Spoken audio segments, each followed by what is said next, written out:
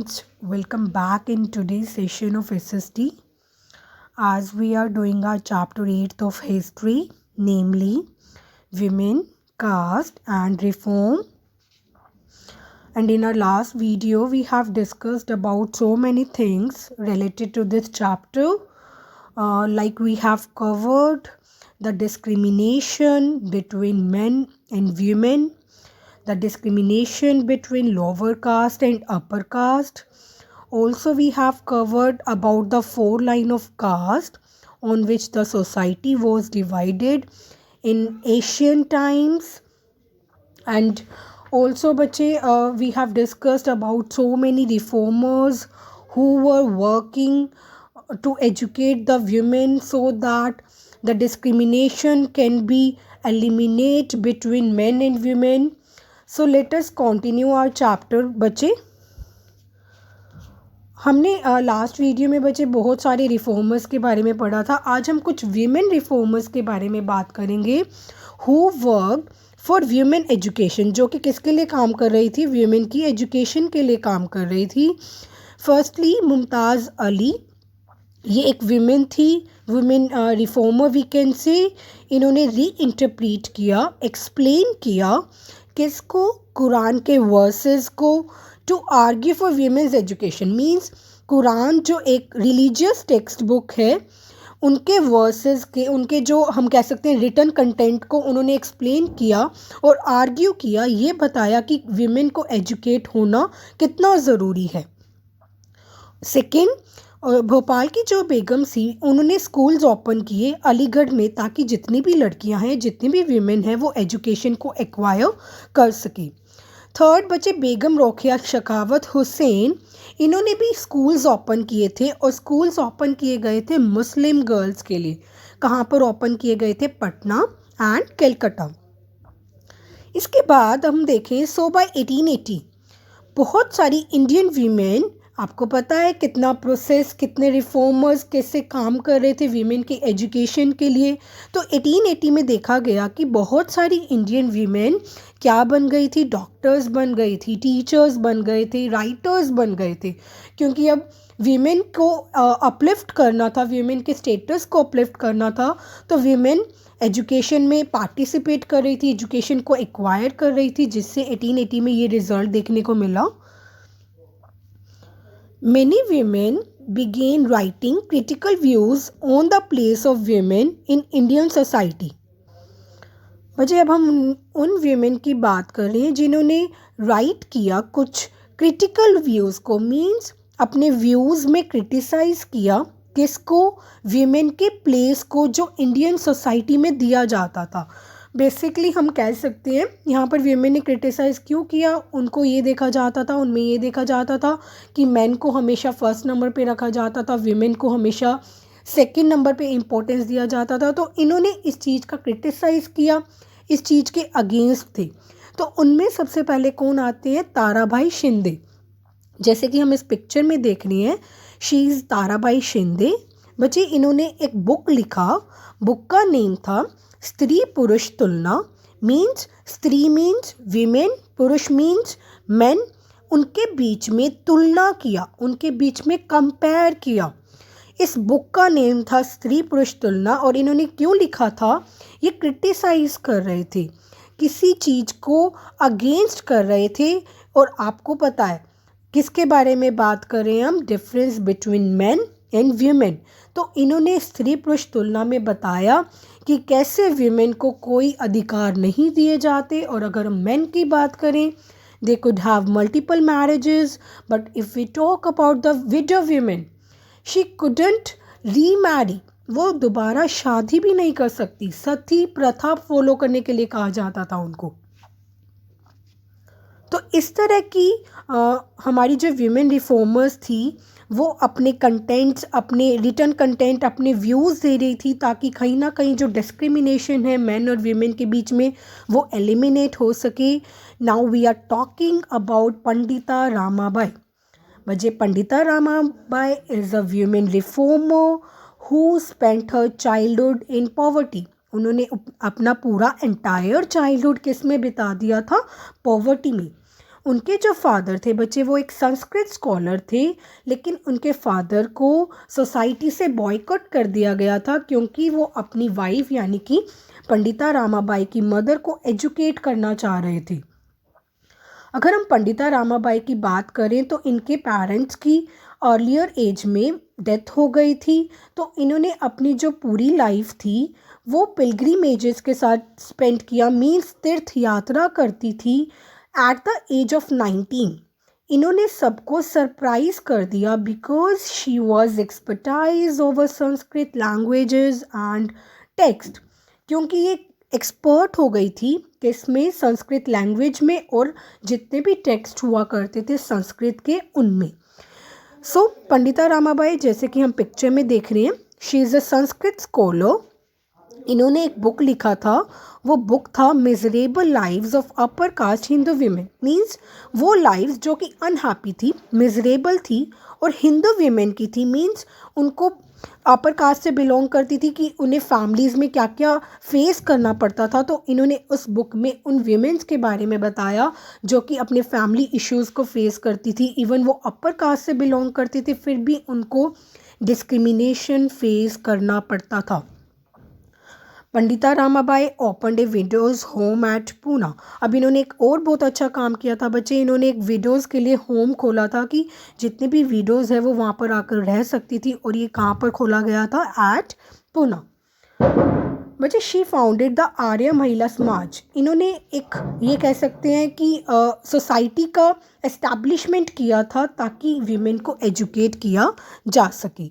अब कुछ थिंग्स थी जो कि नोटिस की जा रही थी by the end of 19th century, means 19th century के एंड में कुछ चीज़ें नोटिस की गई। Number first, orthodox Hindu and Muslims began to oppose such women. Orthodox means वो पीपल जो कि कंजर्वेटिव थिंकिंग के होते हैं, पुरानी थिंकिंग के होते हैं, वो हिंदू और मुस्लिम्स, ऑर्थोडॉक्स हिंदू और मुस्लिम्स की बात हो रही है यानी कि मेन की बात हो रही है, वो अपोज कर रहे थे किसका, उन वीमेंस का जो कि एजुकेशन एक्वायर कर रही थी, जो कि एजुकेशन लेने के लिए अपने आप को आगे बढ़ा रही थी। इसके साथ साथ दूसरी चीज़ क्या नोटिस की गई, वीमेन बिकेम एक्टिव पार्टिसिपेंट्स। अब वीमेन एक्टिव बनती जा रही थी नेशनलिस्ट मूवमेंट्स में, जितने भी मूवमेंट्स नेशनल लेवल पे होते हैं वीमेन उसमें पार्टिसिपेट कर रही थी और प्रेशर कर रही थी कि वीमेन को यानी कि फ़ीमेल को भी सफ्रेज मिलना चाहिए, वोटिंग राइट मिलना चाहिए, अपने रिप्रेजेंटेटिव को चूज़ करने का राइट उनके पास होना चाहिए। इसके बाद बचे जवाहरलाल नेहरू और सुभाष चंद्र बोस, वो दोनों लीडर्स भी फेवर में थे। किस चीज़ के फेवर में थे, there should be, there must be equality and freedom for women. हमारी मेन और वीमेन के बीच में इक्वालिटी होनी चाहिए and women must have freedom, women must be independent to live their lives. तो जवाहरलाल नेहरू और सुभाष चंद्र बोस ने प्रॉमिस किया कि वीमेन को वोटिंग राइट्स दिए जाएंगे। तो आज हम देख सकते हैं मेन एंड वीमेन को दोनों को इक्वली ट्रीट किया जाता है, both are having equal voting rights. Now as many Indians were fighting for women equality. अब आप देख रहे हो बहुत सारे इंडियंस हैं जो कि फाइट कर रहे थे वीमेन की इक्वलिटी के लिए, मीन्स दो डिस्क्रिमिनेशन पढ़े थे हमने मैन और वीमेन के बारे में, ठीक है। सेकंड किसका डिस्क्रिमिनेशन देखा था बच्चे, लोअर कास्ट और अपर कास्ट। अभी तक तो हमने वो इंडियंस देखे जो कि वीमेन इक्वलिटी के लिए फ़ाइट कर रहे थे, but there were many who were fighting against caste discrimination. अब बहुत सारे इंडियंस वो भी थे जो कि फ़ाइट कर रहे थे किसके लिए, जो कि लोअर कास्ट और अपर कास्ट के बीच में डिस्क्रिमिनेशन हुआ करता था उनके बीच में। Let us see this. बच्चे कुछ एसोसिएशंस बनाए गए। एसोसिएशंस मीन्स वी कैन से अ ग्रुप ऑफ पीपल, जब हम उनको ऑर्गेनाइज कर देते हैं और उनका पर्पस एक ही होता है। कुछ एसोसिएशंस बनाए गए लाइक प्रार्थना समाज एंड ब्राह्मण्स मंडली, जो कि वर्क कर रहे थे for the abolition of caste system. Means जो कास्ट सिस्टम हुआ करता था, हमने पढ़ा था ना लास्ट वीडियो में, there were 4 line of caste. तो उसको एबोलिट करना चाह रहे थे, उसको ख़त्म करना चाह रहे थे। ये एसोसिएशंस उस चीज़ पे वर्क कर रहे थे। Firstly Christian missionaries began setting up schools for tribal groups and lower caste groups.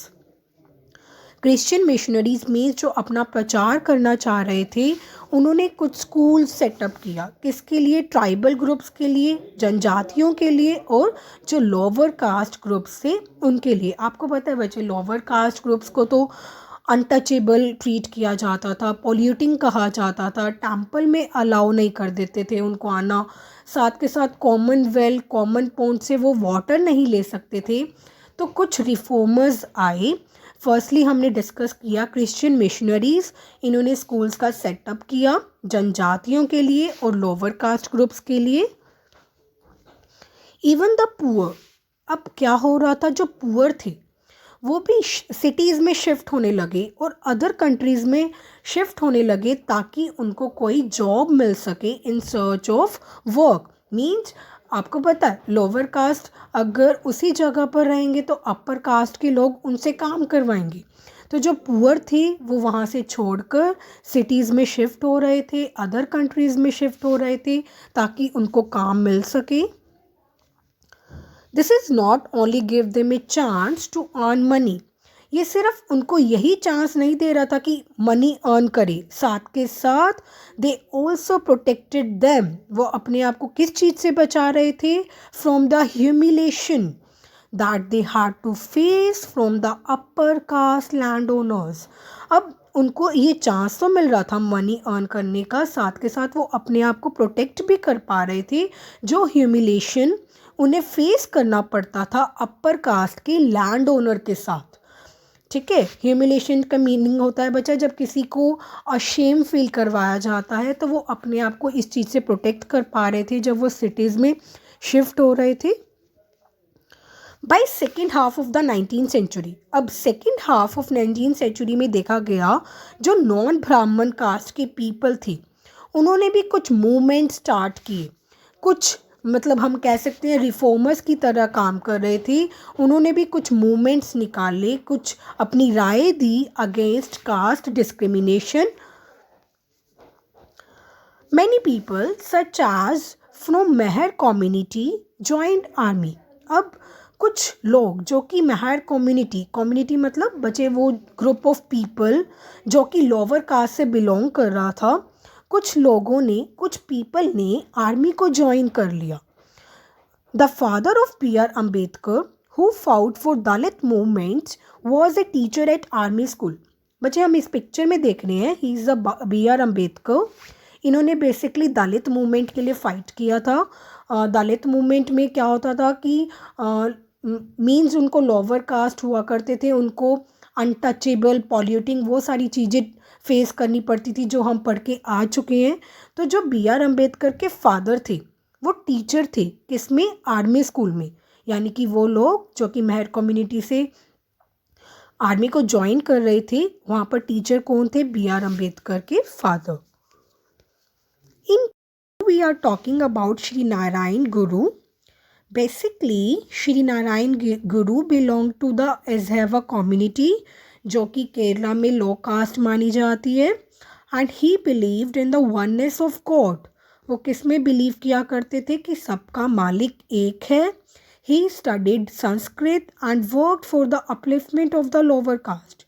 बच्चे उन्होंने स्टडी किया था, संस्कृत को स्टडी किया था और वो अपलिफ्ट करना चाह रहे थे, तो वो इस चीज़ पे वर्क कर रहे थे कि लोअर कास्ट को कैसे आगे बढ़ाया जाएगा।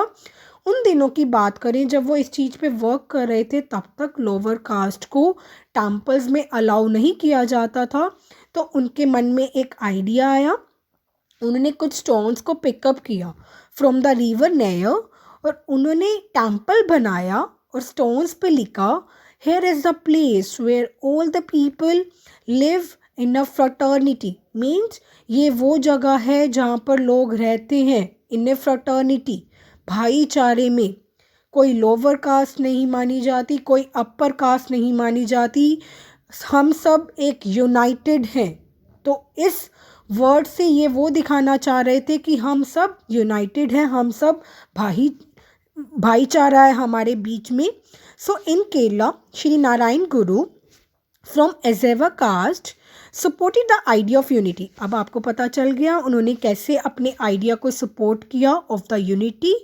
ही argued against treating people unequally on the caste basis. अब उन्होंने बच्चे आर्ग्यूमेंट किया किसके अगेंस्ट, कैसे पीपल को अनइक्वली ट्रीट किया जाता था on the basis of their caste. Now another reformer is Jyotiba Govindrao Phule, जिनको हम ज्योतिराव फुले भी बोल देते हैं. Jyotiba Phule was born in Pune, जिनको आज हम पुणे बोलते हैं, और 1827 में इनका बोर्न हुआ.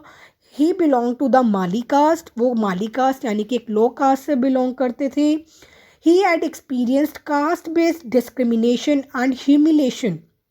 बच्चे अगर हम उनकी बात करें तो इन्होंने भी बहुत ज़्यादा कास्ट बेस्ड डिस्क्रिमिनेशन फेस किया है, ह्यूमिलेशन फेस किया है. And a low caste leader who had studied in missionary school, ये लो कास्ट के लीडर हुआ करते थे और इन्होंने किस चीज़ में स्टडी किया था, मिशनरी स्कूल. अभी हमने पहले पढ़ा था ना क्रिश्चियन मिशनरी क्या कर रहे थे, अपना सेटअप कर रहे थे, स्कूल्स का सेटअप किया था उन्होंने for the tribal groups and the lower caste groups. तो ज्योतिराव फुले वो लीडर थे, वो पर्सन थे जिन्होंने उस स्कूल में अपनी स्टडी को पूरा किया था. He attack the Brahmins claim that they are superior. बच्चे अब इन्होंने अटैक किया था जो अपर कास्ट के लोग हुआ करते थे, ब्राह्मण्स. उन्होंने क्लेम किया था, वो ये कहा करते थे ब्राह्मण्स जो अपर कास्ट से बिलोंग करते थे कि दे आर सुपीरियर, वो सबसे ऊपर है, बिकॉज दे वर आर्यंस. तो इस चीज़ पे अटैक किया गया ज्योतिराव फुले के थ्रू. उन्होंने कहा he argued that Aryans are foreigners, means Brahmins जो थे वो फॉरनर्स थे. उन्होंने डिफीट किया था, हराया था किसको, the real residents of this country. हम एग्जाम्पल लेते हैं बच्चे, मान लो कि इंडिया है और इंडिया में कुछ फॉरनर्स आ रहे हैं, मान लीजिए फॉरनर्स है आर्यंस, ठीक है. तो आर्यंस ने आकर इंडिया में जो पीपल रहते हैं उनको डिफीट कर दिया, जो कि रियल रेसिडेंट्स है, असली में रहने वाले हैं उस कंट्री के, उनको डिफीट कर दिया. तो अब वो आर्यंस जो इंडियन के पीपल है उनको लो कास्ट की तरह ट्रीट कर रहे हैं. तो इन्होंने इस चीज़ का आर्ग्यूमेंट किया. He argued that Aryans are foreigners, वो फॉरनर्स थे जिन्होंने डिफीट किया किसको, real residents of this country को. और उन्होंने फिर उसके बाद क्या स्टार्ट कर दिया, उनको ट्रीट करना स्टार्ट कर दिया एज अ लो कास्ट, जो कि बहुत गलत है. He asked low caste to unite and fight. अब ज्योतिराव फुले ने क्या किया, लो कास्ट के जितने भी पीपल थे उन्हें कहा कि हम यूनाइट हो जाते हैं, एकजुट हो जाते हैं और हम इस चीज़ पे फाइट करेंगे. ज्योतिराव फुले फाउंडेड सत्य शोधक समाज टू प्रोपेगेट इक्वालिटी. अब इन्होंने एक सोसाइटी का इस्टेब्लिशमेंट किया ताकि लोअर कास्ट का अपलिफ्टमेंट कर सकें और प्रोपेगेट कर सकें, प्रचार कर सकें इक्वालिटी का. ही रॉट गुलामगिरी इन 1873. इन्होंने बच्चे एक बुक लिखा था जिसका नेम था गुलामगिरी, मीन स्लेवरी. जो गुलामगिरी करवाई जाती थी लोअर कास्ट से करवाई जाती थी और अपर कास्ट के लोग करवाते थे. तो इन्होंने एक बुक लिखी थी 1873 में और वो बुक डेडिकेट किया गया था all those Americans who fought to free slaves. Means ये इंडियन के साथ साथ कुछ अमेरिकन स्लेव्स भी हुआ करते थे जो कि लोअर कास्ट से बिलोंग करते थे और उन्हें गुलामगिरी करनी पड़ती थी अपर कास्ट की. तो इस बुक में जो कि राइट की गई थी ज्योतिराव फुले के थ्रू, तो इन्होंने उन अमेरिकन्स को भी डेडिकेट किया था जो कि अपनी लड़ाई लड़ रहे थे. वो चाहते थे कि वो इस गुलामगिरी से पीछा छुड़ा सके, तो इन्होंने उस बुक में उनको भी डेडिकेशंस दिए थे. Now B R Ambedkar was one of the most influential Dalit leader. ये एक महार कम्युनिटी से थे, ये इंस्पायर हुए थे ज्योतिबा फुले से। अंबेडकर जो बिलोंग करते थे वो महर कास्ट से बिलोंग करते थे। और इन्होंने बच्चे, अगर हम इनकी बात करें, he had faced discrimination even in school. इन्होंने जो भेदभाव देखा है वो अपने स्कूल टाइम से देखा है। He had to sit outside the classroom, मतलब इनको क्लासरूम से बाहर बैठने को कहा जाता था। And his teachers didn't touch his notebooks, जो इसके टीचर्स हुआ करते थे वो इवन इनकी नोटबुक पे टच नहीं किया करते थे। तो वो चाहते थे कि दलित्स को फ्यूचर में इस तरीके का डिस्क्रिमिनेशन फेस ना करना पड़े। Therefore after completing his higher studies in US, he came back India. जब इन्होंने अपनी हायर स्टडीज़ को कंप्लीट किया यूएस में, तो वो वापस इंडिया में आए 1919 में and began writing against dominance of upper caste. अब वो क्रिटिसाइज़ कर रहे थे, उनके लिए लिख रहे थे। जो अपर कास्ट के पीपल हुआ करते थे अपना प्रभाव दिखाते थे, डोमिनेंस दिखाते थे लोअर कास्ट को, तो इन्होंने इस चीज़ पे लिखना शुरू कर दिया। B.R. Ambedkar led the temple movement for entry of low caste people in temples।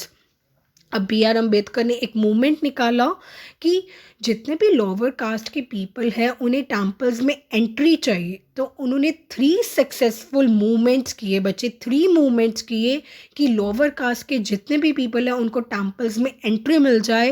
And those movements were successful.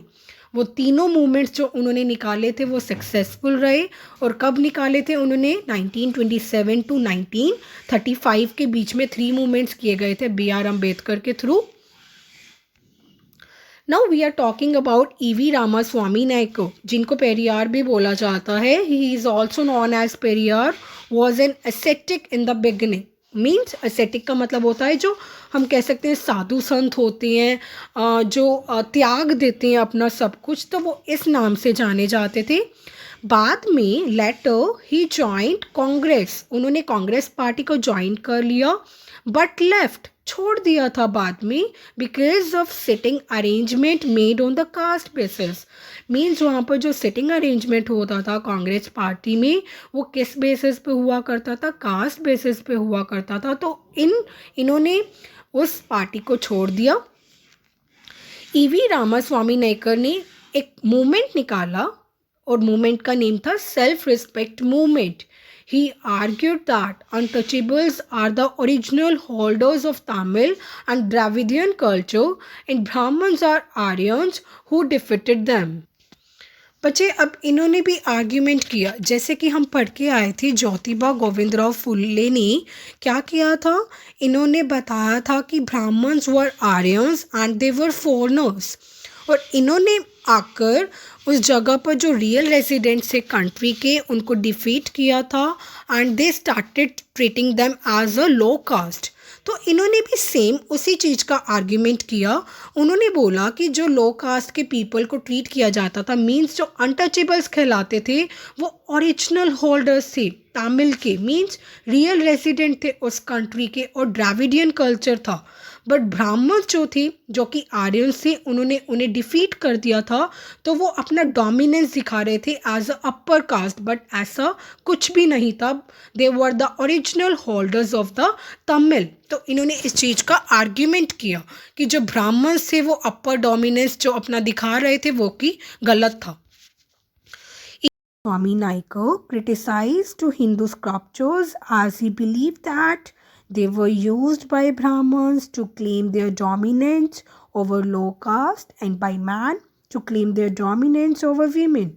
E.V. Ramaswamy ने क्रिटिसाइज किया हिंदू स्क्रप्चर्स को, मीन्स जितने भी हिंदू के रिलीजियस टेक्स्ट बुक्स होते हैं उसको क्रिटिसाइज किया, बिकॉज ही बिलीव दैट वो ऐसा सोचा करते थे कि जितने भी ब्राह्मण थे, जिनको हम आर्यंस बोलते हैं, फॉरेनर्स बोलते हैं, जिन्होंने कंट्री के रियल रेजिडेंट्स को डिफीट किया था, उन्होंने हिंदू स्क्रप्चर्स का हेल्प लिया ताकि वो अपने डोमिनेंस का, अपने प्रभाव का क्लेम कर सके लोअर कास्ट के ऊपर। और सिमिलरली मेन ने भी इन्हीं स्क्रप्चर्स का यूज़ किया ताकि वो विमेन के ऊपर अपना डोमिनेंस डाल सके, अपना प्रभाव बढ़ा सके। तो ईवी रामास्वामी नायकर क्या कर रहे थे, इन स्क्रप्चर्स का क्रिटिसाइज कर रहे थे because these sculptures were used by upper caste and by man which were creating the more differences between men and women and the differences between upper caste and lower caste. So such type of claims made by these leaders. अब हम देख रहे हैं कि हमारे leaders like B.R. Ambedkar, Jyotiba Govind Rao Phule, E V Ramaswamy Naicker, इन्होंने जितने भी क्लेम्स किए were not only accepted by many but were also challenged by various groups. There were many orthodox groups who supported caste system. अब इस तरह के जो लीडर्स क्लेम्स कर रहे थे काफ़ी लोगों ने एक्सेप्ट भी किया but various groups were there. बहुत सारे ग्रुप्स ऐसे थे जो कि चैलेंज कर रहे थे, जो कि अगेंस्ट थे. So there were many orthodox groups. बहुत सारे ऐसे ग्रुप्स थे. ऑर्थोडॉक्स मीन्स जिनकी कंजर्वेटिव थिंकिंग होती है, जो कि सपोर्ट कर रहे थे कि कास्ट सिस्टम होना चाहिए, कि means there must be difference between lower caste and upper caste. Let's discuss about those orthodox groups. Like society देखें बच्चे ऑर्थोडॉक्स की, तो पहले आती है सनातन धर्म सभा जो कि नॉर्थ साइड में थी. सेकंड थी नॉर्थ साइड में भारत धर्म महामंडल. अगर हम बंगाल साइड की बात करें तो ब्राह्मण सभा. ये जो दोनों सोसाइटी थी ये चैलेंज कर रही थी लीडर्स के क्लेम को. बच्चे ये चैलेंज क्यों कर रही थी? They uphold caste system as cornerstone of Hindu. उनका कहना था कि हिंदुइज्म में there must be difference between upper caste and lower caste, तो ऐसा होना ज़रूरी है. तो कुछ ऑर्थोडॉक्स सोसाइटीज़ थी जो कि इस चीज़ को सही मानती थी. सो बच्चे at last we can say that till now various struggles have been done for the betterment of women in lower caste in India and still they are going on in the present times too. तो हम यही कह सकते हैं आज तक इस तरीके के स्ट्रगल्स किए जा रहे हैं ताकि विमेन और लो कास्ट के बीच में बेटरमेंट आ सके, विमेन के लिए बेटरमेंट आ सके, लो कास्ट के लिए बेटरमेंट आ सके इंडिया में. और प्रेजेंट टाइम्स में भी इस तरीके के स्ट्रगल्स देखने को मिलते हैं. अगर हम बात करें महात्मा गांधी की, he was not only A nationalist leader but also a social reformer. वो सिर्फ नेशनलिस्ट लीडर नहीं थे, सोशल रिफॉर्मर भी थे. उन्होंने किस चीज़ के लिए वर्क किया था? He work towards the abolition of untouchability. वो अनटचेबिलिटी को एबोलिट करना चाह रहे थे. उन्होंने दलित को हरिजन्स बोला था. दलित हरिजन्स बोलते थे मीन्स चिल्ड्रन ऑफ गॉड. तो उन्होंने हरिजन सेवक संघ को भी बनाया था ताकि इस तरीके के सोशल लेवल्स को रिमूव किया जा सके.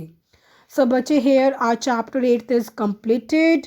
सो we have discussed how the discrimination is eliminated between men and women, between the upper caste and the lower caste. So watch my videos very carefully. If you have any doubt, then we will discuss those doubts in a Zoom meeting. Till then, have a good day.